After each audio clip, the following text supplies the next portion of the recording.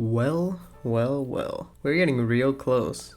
Real close to triple digits. That's right, we're at episode 96, titled Cordial Competition for Season 2 of Purple Hyacinth. So, if you haven't read the chapter yet, please do so before continuing this episode. A lot of amazing stuff. We're about 3, I guess this is technically our third chapter into this factory arc. Stuff is happening. Things are going down. We got some really nice camera work and shot composition by Sophism. Of course, we'll talk about that when we get to those particular panels. So let's get right into it. So I guess the first thing is March, right? We've been getting this setup, the storm that's been brewing, everything that's been going on.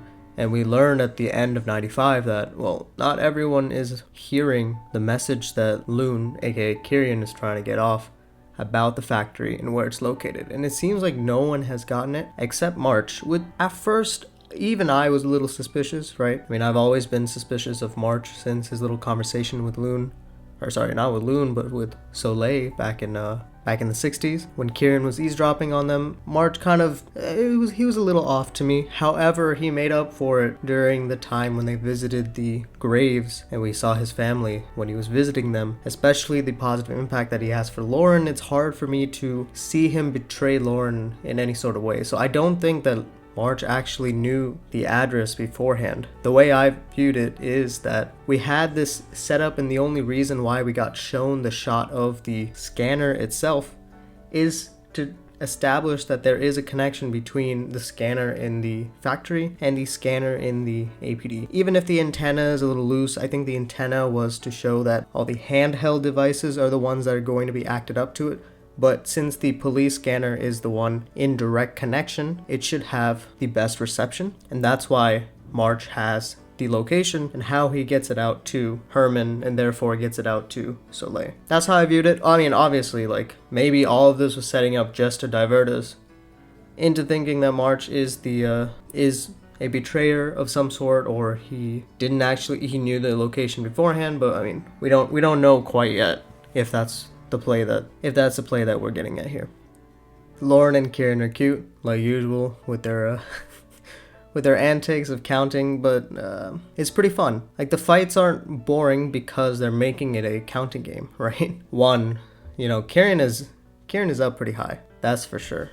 And it's cool to see these kind of shots of Lauren kind of freaking out. Not really freaking out, but the difference between the shots when it's Lauren in action versus Kyrian in action is much, it's very, you can clearly tell who is doing what, right? Kyrian has a lot more conviction and drive when he's taking on these criminals compared to Lauren, and he's a lot more aggressive. You would think that Lauren is more aggressive, but in this case she's not really, because she's always hesitating. She's the one out of breath. Even though Kyrian is supposed to be injured, he's doing really well right now. And whether it's adrenaline or whatever is pumping through his body, he's doing good. He's doing great, right? They're taking down people left and right with these doors. I thought the door scene was really good, especially the little hand clapping, kind of getting as a callback to the deal, because I'm pretty sure our authors know that we hyperfixate on these white panels, especially when two of our favorite characters are interacting in that sort of way. So this is kind of it's fun. It's really fun seeing them actually handle these goons well. And Kyrian boasting so much. And of course, Lauren is always the one with the very foreboding lines. Oh, why does she gotta say that we're only getting started here? Come on.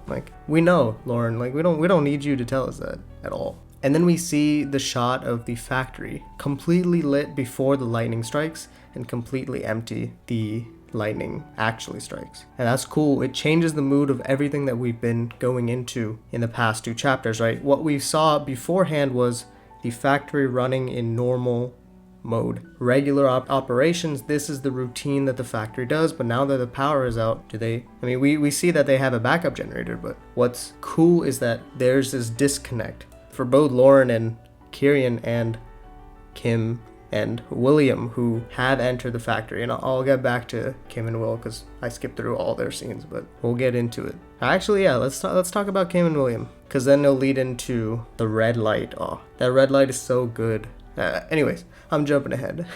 Kim and William also have some fun interactions. They get kind of close in the telephone booth.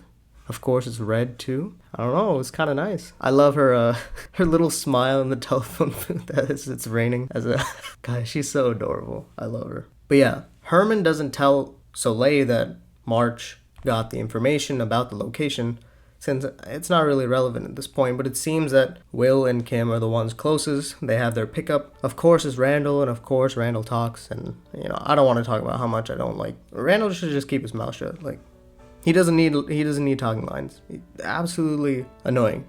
Anyways, I guess this is the little tie-in on how, Lady A and the butler are still involved in every single scene. I guess they're indirectly involved here because of this this guy that tried to steal from her. Why would you try to steal from a weird, like, especially if he thinks it's a weird lady? I don't know why he would want to steal from her. Anyways, besides the point.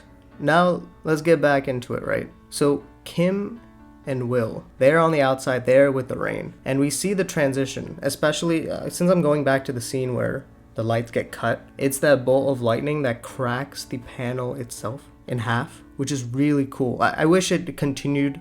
I wish the bolt of lightning kind of continued and actually split the bottom half of the panel fully, so it looks like, or even like tilted the panel as it's cracking in half. That would have been a cooler effect. But I like what Sophism was going for here. That this is the, I guess it ties into the tarot cards, right? This is the bolt of lightning, that truth that will get to it, because I mean, we see the interactions at the end of this chapter in this ridiculously red, beautiful colors. Lauren's pensive eyes, her golden eyes, cast in this cloud of lies, right? We know that red means lies in the story. The authors have used red as a color not only in the text, since we haven't gotten many lies recently. If we think back to the circus little part, the rope that Eurydice and the people were, the circus members were doing was all in red. Here, this light, this generator, this secondary, this afterthought.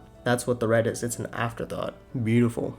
I'm excited to see where this is leading, because it looks like Lauren doesn't go through with the punch, with the red, with the lies. So this can go one of two ways, right? The first way is that this is representing all the lies that Lauren has been putting up since episode 4, and it's finally getting its light shined upon.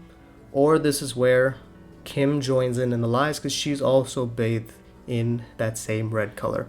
I wonder which way it'll go, but I am very excited.